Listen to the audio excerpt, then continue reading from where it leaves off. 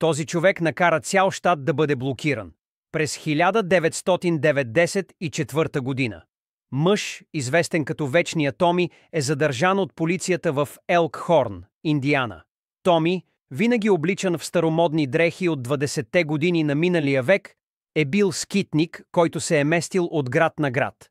Изглеждал е шокиращо млад, но се е говорело, че е бил забелязан на снимки от преди повече от 70 години, непроменен.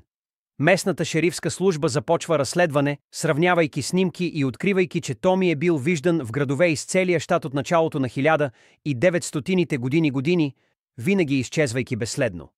През 1995 година. Той е задържан, но докато е в ареста, той твърди, че е бил обречен да върви завинаги.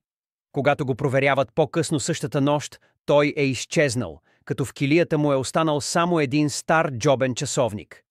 Впоследствие, жителите на Елкхорн съобщават, че са виждали Томи да се скита по улиците, да се взира в домовете им късно през нощта, дори да се появява в огледалата им. Параноята се разпространява и градът е блокиран, като хората са призовани да останат вътре, страхувайки се, че призрачното присъствие на Томи може да е заразно. Говори се, че тези, които виждат Томи сега, също започват да спират да стареят, сякаш прокълнати от вечното му съществуване, и в крайна сметка изчезват без обяснение.